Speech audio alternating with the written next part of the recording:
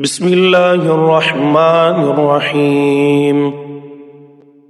الحمد لله الذي أنزل على عبده الكتاب ولم يجعل له عوجا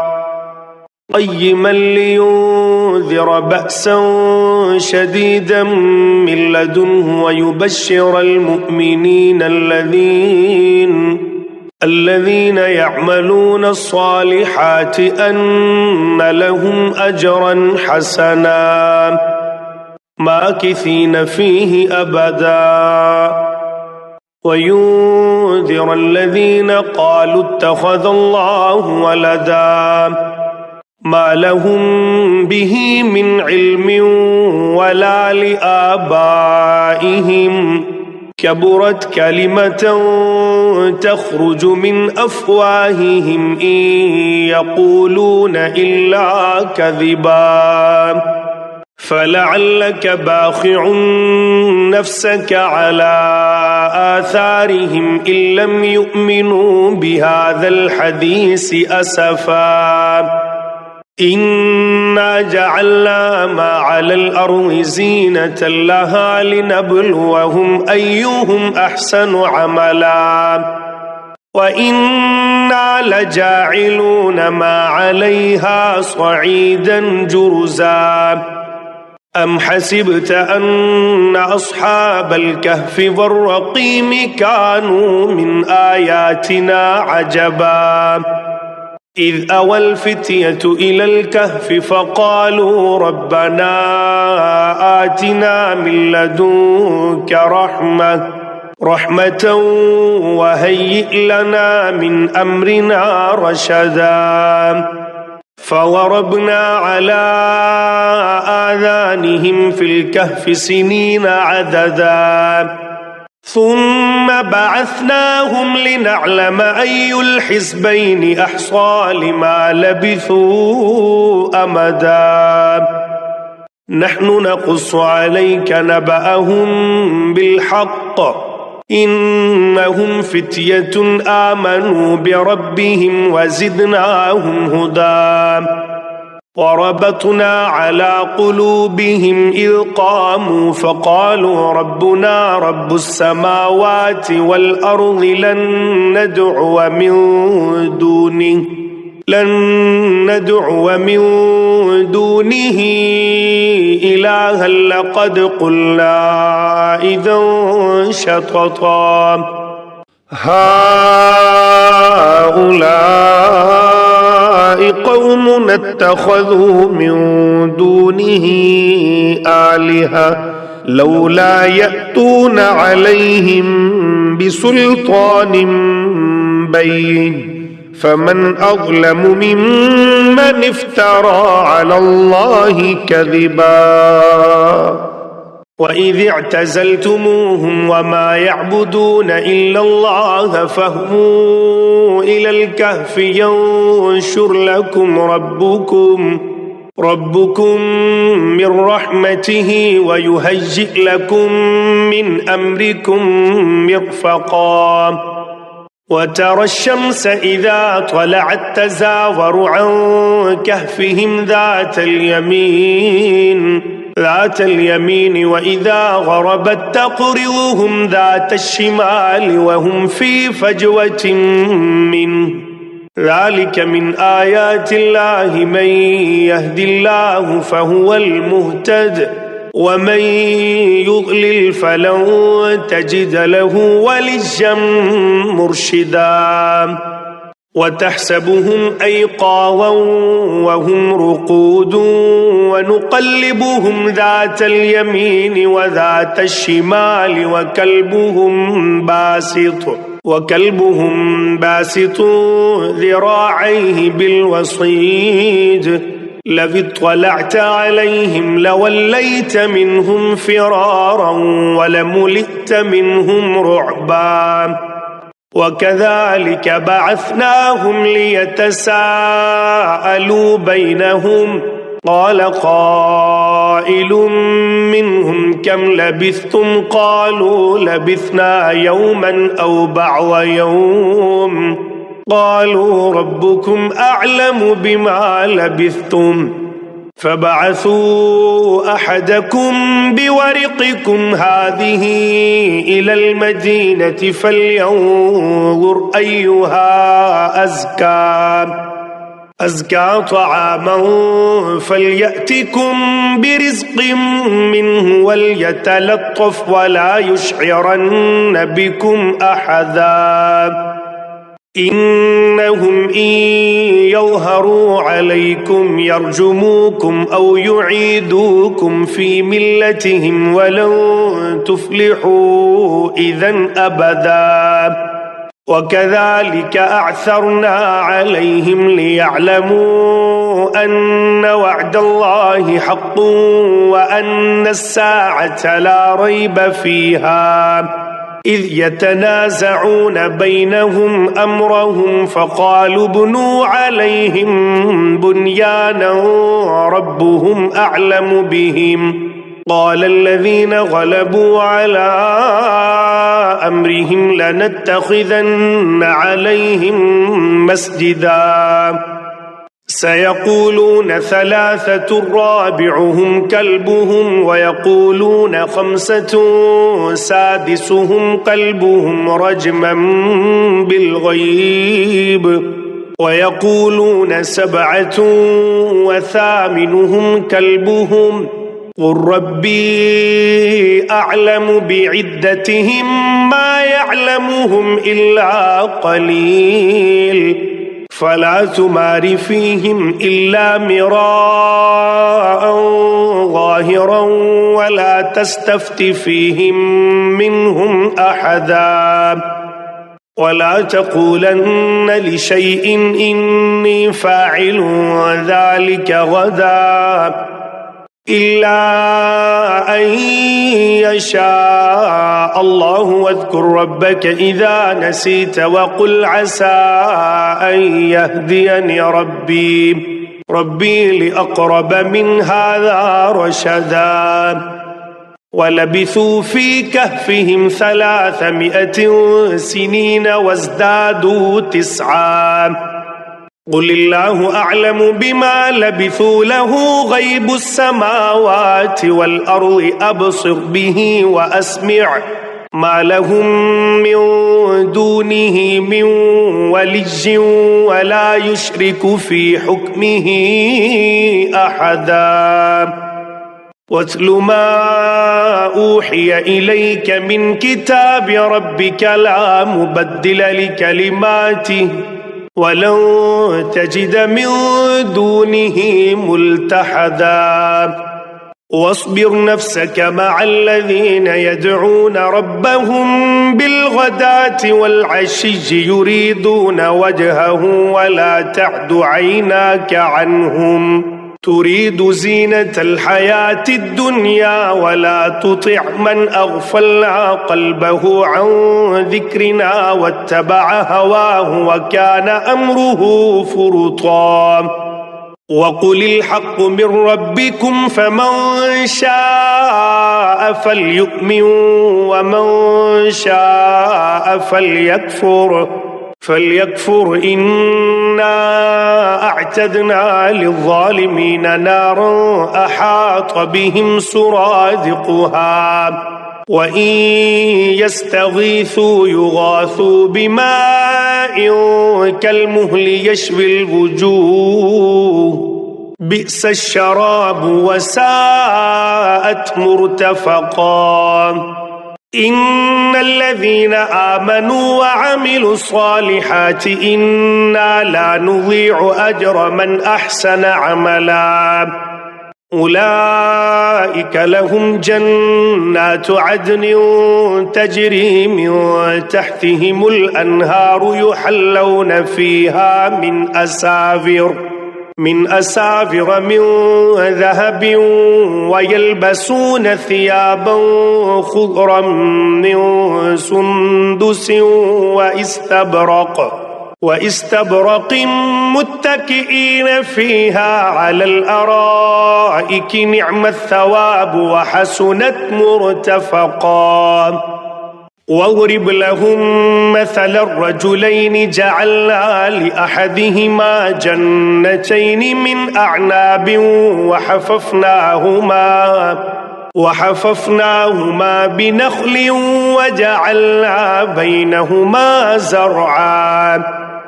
كلتا الجنتين آتت أكلها ولم تظلم منه شيئا وفجرنا خلالهما نهرا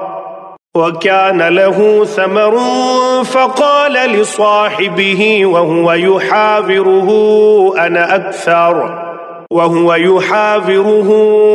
أنا أكثر منك مالا وأعز نفرا ودخل جنته وهو ظالم لنفسه قال ما أظن أن تبيد هذه أبدا وما أظن الساعة قائمة ولئن رددت إلى ربي لأجدن خيرا منها منقلبا قال له صاحبه وهو يحاوره أكفرت بالذي خلقك من تراب ثم من نطفة ثم سواك رجلا لكن هو الله ربي ولا أشرك بربي أحدا ولولا إذ دخلت جنتك قلت ما شاء الله لا قوة إلا بالله إن ترني أنا أقل منك مالا وولدا فعسى ربي أن يؤتيني خيرا من جنتك ويرسل عليها حسبانا من السماء فتصبح صعيدا زلقا أو يصبح ماؤها غورا فلن تستطيع له طلبا وأحيط بثمره فأصبح يقلب كفيه على ما أنفق فيها وهي خاوية على عروشها ويقول يا ليتني لم أشرك بربي أحدا ولم تكن له فئة ينصرونه من دون الله وما كان منتصرا هنالك الولاية لله الحق هو خير ثوابا وخير عقبا واضرب لهم مثل الحياة الدنيا كماء إن أنزلناه من السماء فاختلط به نبات الأرض فأصبح هشيما تذروه الرياح وكان الله على كل شيء مقتدرا المال والبنون زينة الحياة الدنيا والباقيات الصالحات خير عند ربك ثوابا وخير أملا ويوم نسجر الجبال وترى الأرض بارزة وحشرناهم فلم نغادر منهم أحدا وعرضوا على ربك صفا لقد جئتمونا كما خلقناكم أول مرة بل زعمتم أن لن نجعل لكم موعدا ووضع الكتاب فترى المجرمين مشفقين مما فيه ويقولون يا ويلتنا ما لهذا الكتاب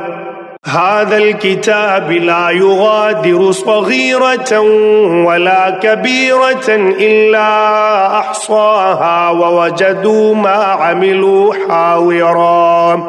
ولا يظلم ربك أحدا وإذ قلنا للملائكة اسجدوا لآدم فسجدوا إلا إبليس كان من الجن ففسق عن أمر ربه أفتتخذونه وذريته أولياء من دوني وهم لكم عدو بئس للظالمين بدلا ما أشهدتهم خلق السماوات والأرض ولا خلق أنفسهم وما كنت متخذ المضلين عضدا ويوم يقول نادوا شركائي الذين زعمتم فدعوهم فلم يستجيبوا لهم وجعلنا بينهم موبقا ورأى المجرمون النار فظنوا أنهم مواقعوها ولم يجدوا عنها مصرفا ولقد صرفنا في هذا القرآن للناس من كل مثل وكان الإنسان أكثر شيء جدلا وما منع الناس أن يؤمنوا إذ جاءهم الهدى ويستغفروا ربهم إلا أن تأتيهم سنة الأولين أو يأتيهم العذاب قبلا وما نرسل المرسلين إلا مبشرين ومنذرين ويجادل الذين كفروا بالباطل ليدحضوا به الحق واتخذوا آياتي وما أنذروا هزوا ومن أظلم ممن ذكر بآيات ربه فأعرض عنها ونسي ما قدمت يداه إنا جعلنا على قلوبهم أكنة أن يفقهوه وفي آذانهم وقرا وإن تدعوهم إلى الهدى فلن يهتدوا إذن أبدا وربك الغفور ذو الرحمة لو يؤاخذهم بما كسبوا لعجل لهم العذاب بل لهم موعد لن يجدوا من دونه موئلا وتلك القرى أهلكناهم لما ظلموا وجعلنا لمهلكهم موعدا وإذ قال موسى لفتاه لا أبرح حتى أبلغ مجمع البحرين أو أمضي حقبا فلما بلغا مجمع بينهما نسيا حوتهما فاتخذ سبيله في البحر سربا فلما جاوزا قال لفتاه آتنا غداءنا لقد لقينا من سفرنا هذا نصبا قال أرأيت إذ أوينا إلى الصخرة فإني نسيت الحوت وما أنسانيه إلا الشيطان أن أذكره واتخذ سبيله في البحر عجبا قال ذلك ما كنا نبغي فارتدا على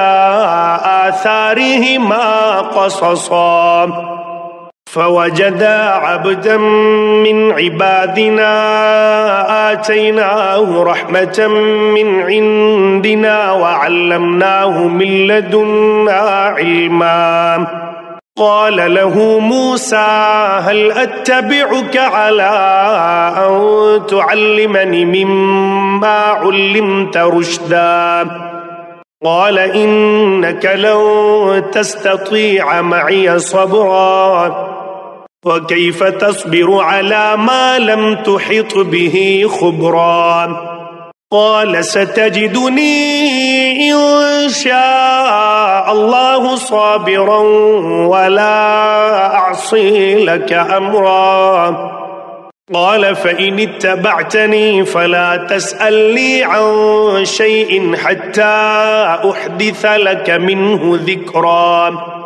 فانطلقا حتى إذا ركبا في السفينة خرقها قال أخرقتها لتغرق أهلها لقد جئت شيئا إمرا قال ألم أقل إنك لن تستطيع معي صبرا قال لا تؤاخذني بما نسيت ولا ترهقني من أمري عسرا فانطلقا حتى إذا لقيا غلاما فقتله قال أقتلت نفسا زكية بغير نفس لقد جئت شيئا نكرا قال ألم أقل لك إنك لن تستطيع معي صبرا قال إن سألتك عن شيء بعدها فلا تصاحبني قد بلغت من لدني عذرا فانطلقا حتى إذا أتيا أهل قرية استطعما أهلها فأبوا أن يضيفوهما فوجدا فيها جدارا يريد أن ينقض فأقامه قال لو شئت لاتخذت عليه أجرا قال هذا فراق بيني وبينك سأنبئك بتأويل ما لم تستطع عليه صبرا أما السفينة فكانت لمساكين يعملون في البحر فأردت أن أعيبها وكان وراءهم ملك يأخذ كل سفينة غصبا وأما الغلام فكان أبواه مؤمنين فخشينا أن يرهقهما طغيانا وكفرا فأردنا أن يبدلهما ربهما خيرا منه زكاة وأقرب رحما وأما الجدار فكان لغلامين يتيمين في المدينة وكان تحته كنز لهما وكان أبوهما صالحا فأراد ربك أن يبلغا أشدهما ويستخرجا كنزهما رحمة من ربك وما فعلته عن أمري ذلك تأويل ما لم تسطع عليه صبرا ويسألونك عن ذي القرنين قل سأتلو عليكم منه ذكرا إنا مكنا له في الأرض وآتيناه من كل شيء سببا فأتبع سببا حتى إذا بلغ مغرب الشمس وجدها تغرب في عين حمئة ووجد عندها قوما قلنا يا ذا القرنين إما أن تعذب وإما أن تتخذ فيهم حسنا قال أما من ظلم فسوف نعذبه ثم يرد إلى ربه فيعذبه عذابا نكرا وأما من آمن وعمل صالحا فله جزاء الحسنى وسنقول له من أمرنا يسرا ثم أتبع سببا حتى إذا بلغ مطلع الشمس وجدها تطلع على قوم لم نجعل لهم من دونها سترا كذلك وقد أحطنا بما لديه خبرا ثم أتبع سببا حتى إذا بلغ بين السدين وجد من دونهما قوما لا يكادون يفقهون قولا قالوا يا ذا القرنين إن يأجوج ومأجوج مفسدون في الأرض فهل نجعل لك خرجا على أن تجعل بيننا وبينهم سدا قال ما مكنني فيه ربي خير فأعينوني بقوة أجعل بينكم وبينهم ردما آتوني زبر الحديد حتى إذا ساوى بين الصدفين قال انفخوا حتى إذا جعله نارا قال آتوني أفرغ عليه قطرا فما استطاعوا أن يظهروه وما استطاعوا له نقبا قال هذا رحمة من ربي فإذا جاء وعد ربي جعله دكا وكان وعد ربي حقا وتركنا بعضهم يومئذ يموج في بعض ونفخ في الصور فجمعناهم جمعا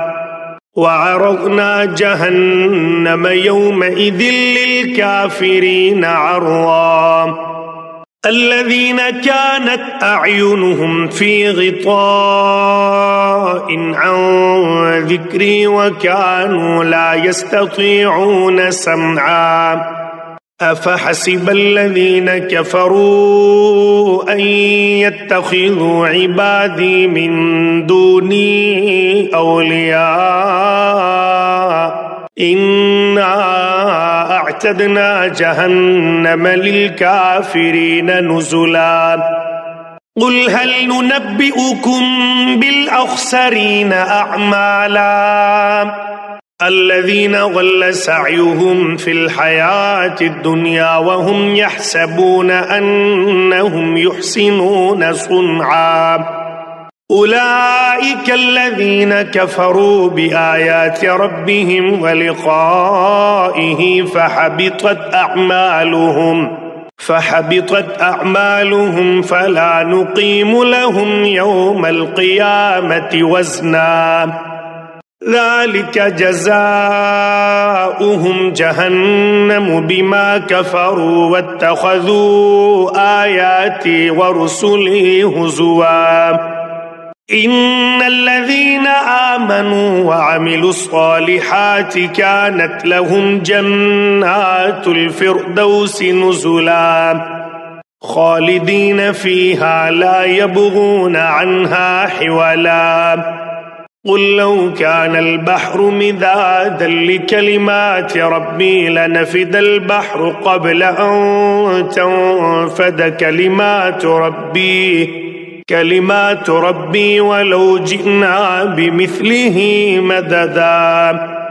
قل إنما أنا بشر مثلكم يوحى إلي أنما إلهكم إله واحد فمن كان يرجو لقاء ربه فليعمل عملا صالحا ولا يشرك بعبادة ربه أحدا.